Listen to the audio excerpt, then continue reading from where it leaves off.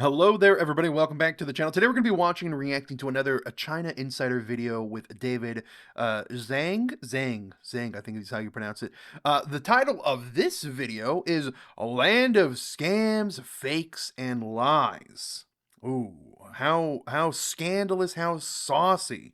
Chef, marinate, background cast, street food, recycling, fake fire hydrants, Chinese government, so on and so forth. There's a lot here. I highly recommend David Zhang, China Insiders. It's a good channel. They really do showcase a lot of what's going on, unfortunately, in China. How everything is done on the cheap. Everything is just barely passable, and how what's good about this channel is that it gets around all of the propaganda pushed out by the CCP, because a lot of what you see on the internet in outside of of China is 100% propaganda from the government, because China has their Great Firewall, where they lock behind a lot of the narrative. So like, media really can't come in. They only allow certain media in, and media can't come out. Social media, I should say. So what you usually normally see is actually directly from the CCP. There are channels like China Insider here. There are channels like the China Show, Serpent ZA, Laowai 86, things of people along those lines, where they're able to get this social media. They're able to get this news from beyond the Great Firewall and share it with us. So link to this video will be in the description down below. You know what? I've rambled enough at the beginning. Why don't we watch it and see what this video is all about? Land of scams, fakes, and lies.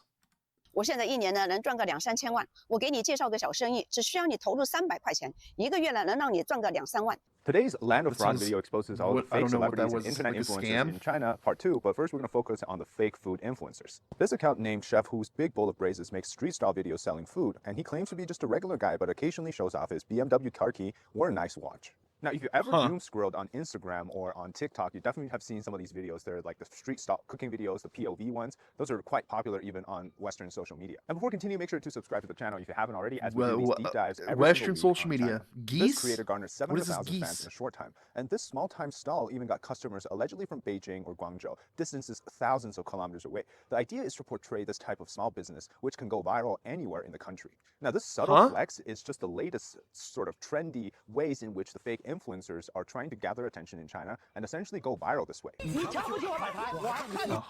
I mean, this sort of cringe stuff happens here in the West as well. What is this?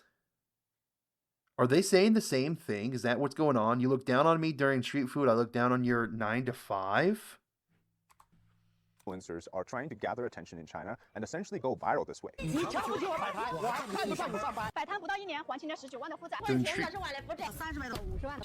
The fact that you can go with a small-time food stall and still be able to afford a house or a luxury vehicle.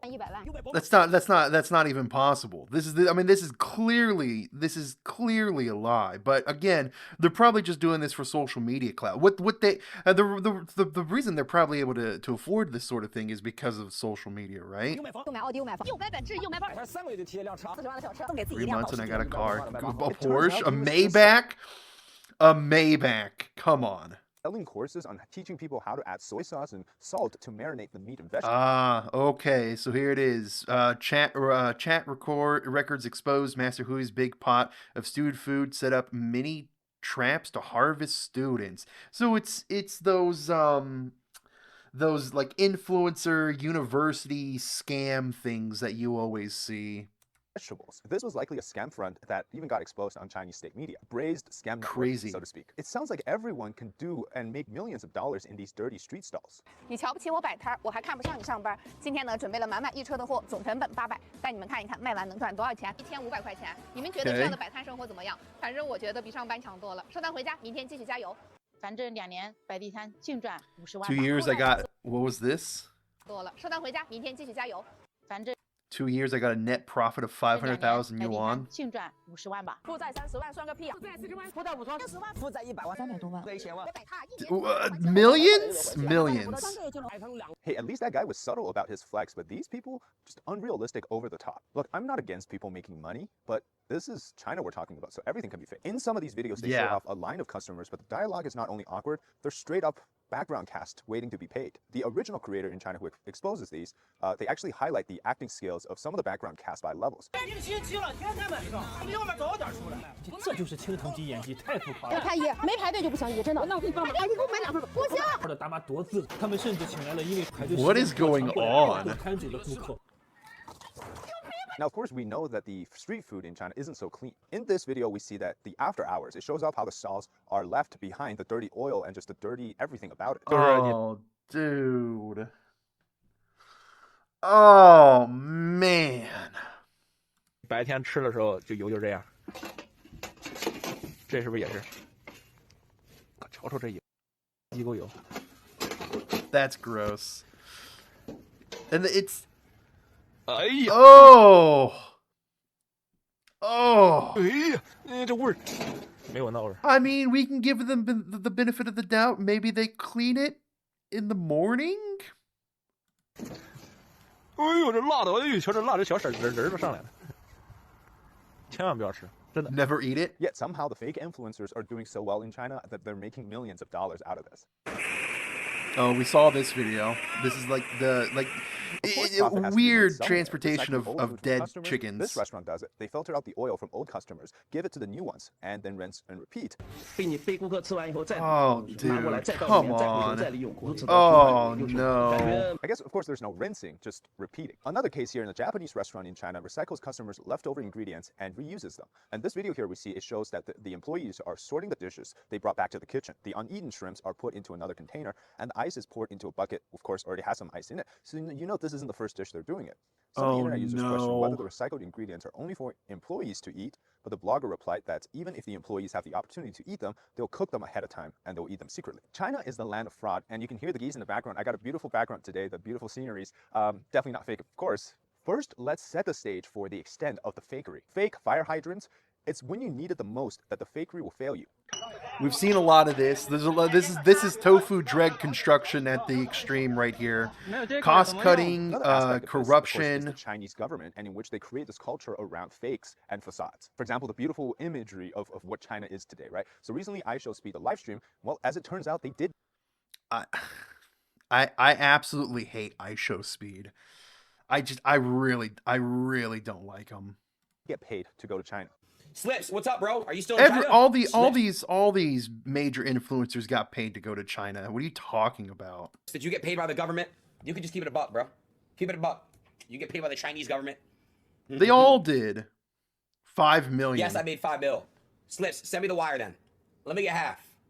Let me get half that 5. Slips, the cameraman just revealed on Aiden Ross's stream that he got paid $5 million from that China trip. Now, still unsure if this money is directly from the Chinese government, but Aiden Ross did ask if he can split halfsies with Slips and whether or not this came from the Chinese government, and it seems like the answer is directly confirming that. So higher chances to say that this was money from the Chinese government, which makes the question of why did he lie back in March? This honestly blew my mind because for the most part, why I didn't wouldn't have he lie? the expectations that they would do this directly. But then again, speed is very popular. I thought that this would be done in some form of, say, tourism cost or something like that. And of course, I knew parts of his live streams were pre-mediated or even rehearsed in these encounters to appear like they're organic, but they're really not. For example, this girl in Speed's first live stream, it turns out he already knew Speed was coming and he was preparing for that encounter. The real surprise is tomorrow. It's weird. As well as this guy who sang Super Idol, they had filmed a short video prior to this for that video.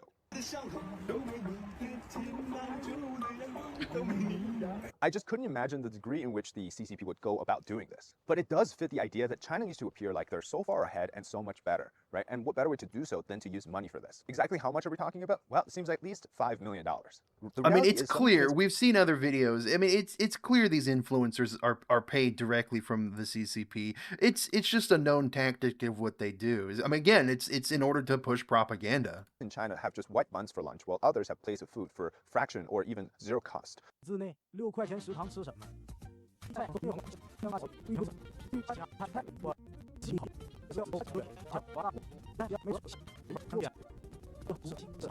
Okay. Mao, in this famous photo, had feasts during the 3 years of the famine in which his policies created in China, and to cover for atrocities, or as I like to think, the real nature of the CCP. Well, of course, they have to use money or to lie about it, to basically create this idea that China is not what it actually is. Lying becomes second nature. And the truth is, almost everything that you see online in China is actually fake. Even the people. I've seen videos where even during like real-time live streams and whatnot, they have these filters set up and voice changers where like even men look like women in some of these live streams. It's quite crazy. Of course. So there's a lot, well, at least a huge portion of the Chinese social media space filled with scammers or people who aren't genuine about what they're doing. Now, before we continue, here is a sponsor segment from Gen-X American Ginseng Extract. If you're like me, American Ginseng Extract, go check it out. Ginseng Extract, guys, check it out. Damn, the sponsor segment was no, it's not that long, right? Right here.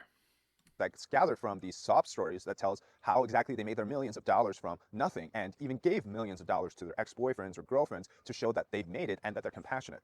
Or that these socialites from prestigious family backgrounds that did piano lessons with Lang Lang, a pianist, or that they somehow have this family from prestigious universities. Or these people that bought luxury vehicles after they've made their millions of dollars. Big houses at such a young age. 100万，500万，21岁就给我爸买一辆帕拉梅拉，给我爸买一辆保时捷，给父亲买辆奔驰大 G， 买了套170万的小洋房，盖了一栋楼，买了一栋别墅，6层楼的别墅。我21岁给自己买了辆保时捷。 The reality is, in this video, we see that the girl is showing off a facility which short-form videos in China are manufactured. You essentially have rooms that look like a dormitory, a room that looks like a bar. That's funny. Oh my god, it's all fake. It's all fake. A room that looks like a hospital, a police station. What? What? A theater, subway, and even a mansion. That's funny. That's really funny. It's like those influence housers, but to the extreme. Houses? Housers? Really what did I even say? Houses. Nothing there's authentic about the internet space. 曲波，曲波？你怎么来了？我过来帮你种玉米啊，你让我等下雨了再过来。Corn? Yeah, right. Come on. And this guy is a very nice rural villager who met a girl, they fall in love, and this garnered a lot of attention at the time. Later it was found that the creator was faking their poor upbringings and doing work in the countryside farms. These personas, they're essentially made for Chinese internet. A lot of these are for selling products, others are simply to just try to go viral. Oh my god.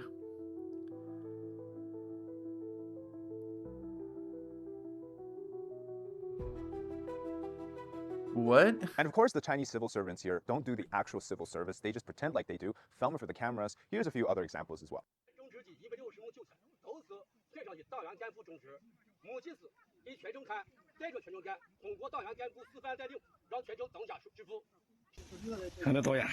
Oh, I've seen this before.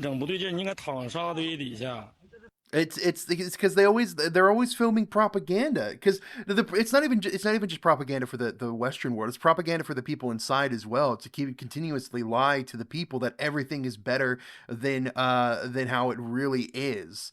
They're fed this constant stream of propaganda from the CCP. It's ordered down to these different governmental positions, and the CCP basically it tries to enforce it. So it's to cover up, the own failings of the CCP, to make it look like, China is the best country in the entire world and there's no problems whatsoever.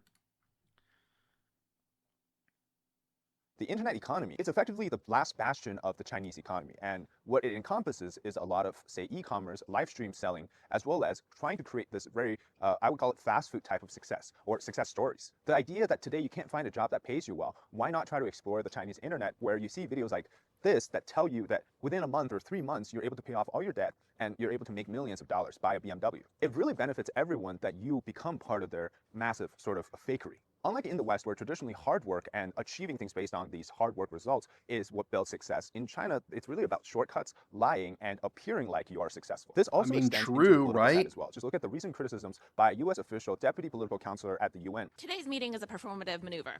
The premise is devoid of any substance or credibility. The world should look at China's actions rather than its empty claims when judging its contributions to the international system. 中国言行不一，说一套，做一套. For far too long, China has deployed unilateral unfair trade practices that hurt not only the United States, but market economies and workers around the world. China continues to use state subsidies and other non-market practices to build overcapacity and flood the world with exports, displacing local economies. Very true. Says one thing and does This another. is that's why Trump really should keep the increased tariff on China. They honestly should, because the U.S. is getting flooded with cheap slave labor made products, with stolen designs, and they're just poorly made. And other people, other businesses just can't compete because China just floods the market.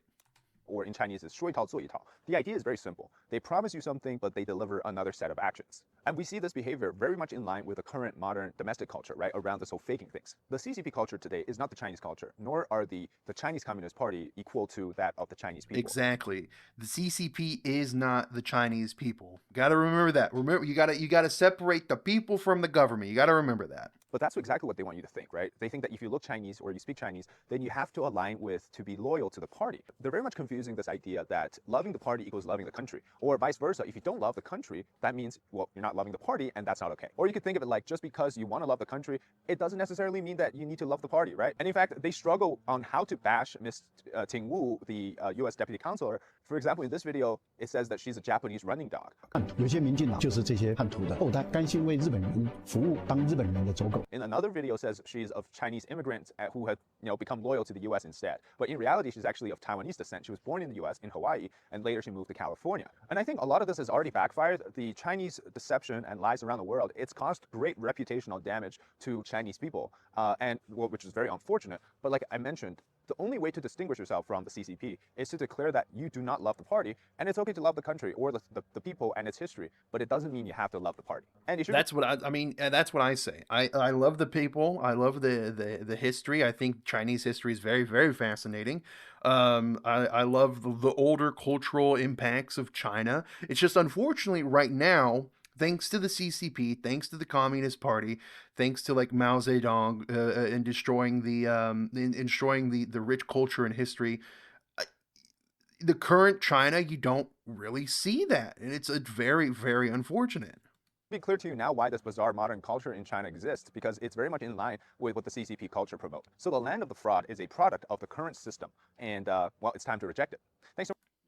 Here's something interesting. Xi Jinping recently went to a city called What happened here? I accidentally clicked something. One second. Let's go back. Go back. I don't want to watch the shorts. Get me away from them shorts. Okay. Man. It's true. It's true. It's very unfortunate. Current CCP is very bad. The CCP in general is very bad. But I want to read some of these comments. People that find real ways to make easy money do not share that shit online. Exactly. If they're trying to tell you a way to make money quickly and easily, that's the way they make the money. They make the money off of you, like paying into a course or something. Profit before people. CCP treats all people like a type of natural resource, and in turn, people treat others like step stools to wealth. My Chinese ex-girlfriend visits America most years for business and always buys her name brand items and even Walmart items to her shipping max to take back. The reason is every Chinese person knows even if you buy from a name brand or a respected store, it's almost guaranteed to be fake. It's not just fake Gucci, but even fake rice. Oh yeah, plastic rice. At one stage, America baby milk was worth $1,000 a tin because the same brand in China was made from melamine, basically fiberglass, and it killed thousands of babies. When I lived in Shenzhen, there was a local news story about a crematorium that was slow roasting the bodies to cook the fat from the bodies, then sell the fat as cooking oil.